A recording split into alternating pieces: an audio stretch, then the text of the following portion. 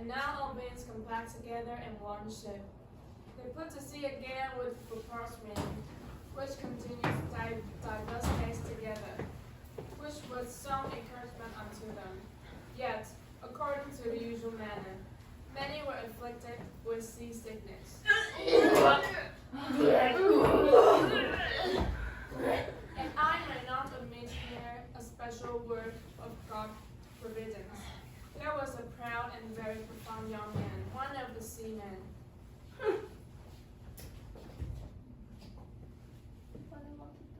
Of a lusty, able body, which made him the more hunty.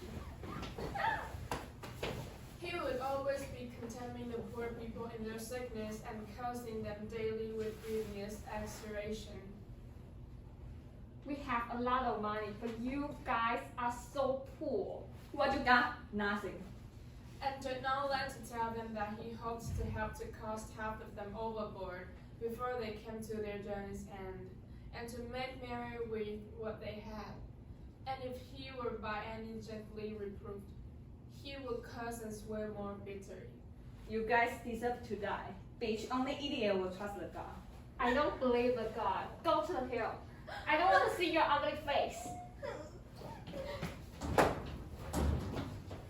But it pleased God before they came half seas over, to smite this young man with grievous disease,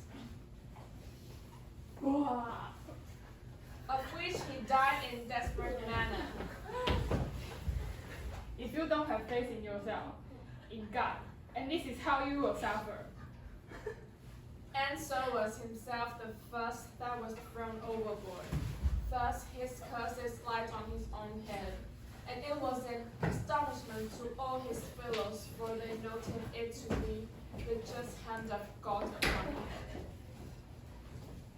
After they had enjoyed fair wind and weather of the season, they were encountered many times with cross winds and met with many fierce storms, with which the ship was shortly shaken, and her upper works made very leaky, and one of the main beams in the midship was bowed and cracked, which put them in some fear that the ship would not be able to perform in voyage.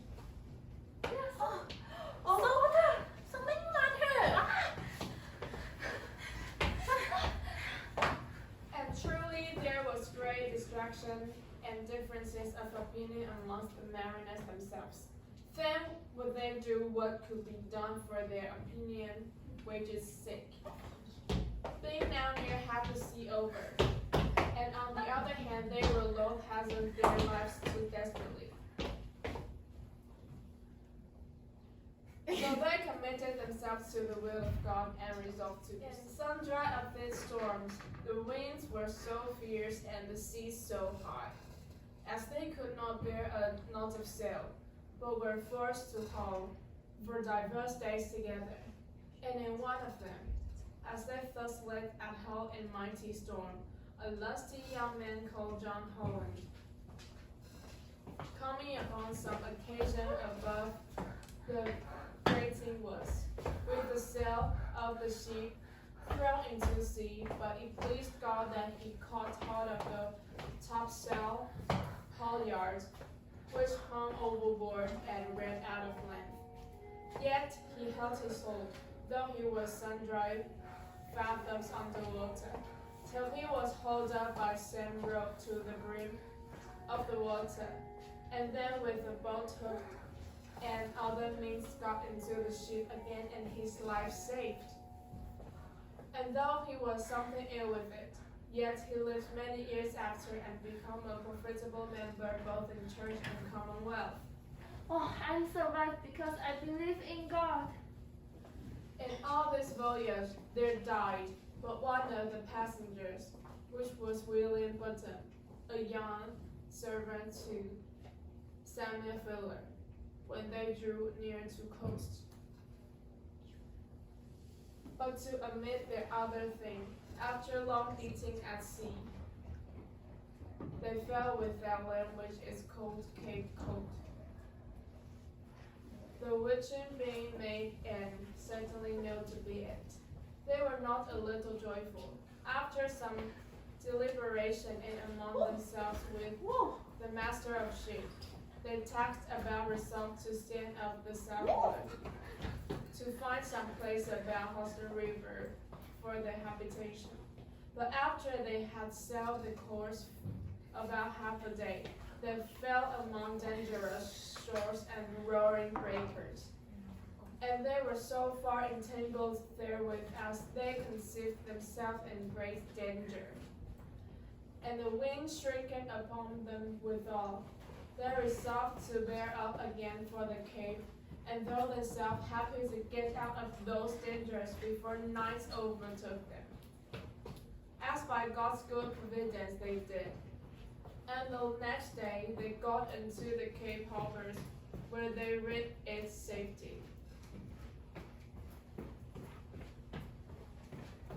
God lead me to the right way. Thanks, God. Being thus arrived in God's good harbor, and brought safe to land, they fell upon their knees and blessed the God of heaven.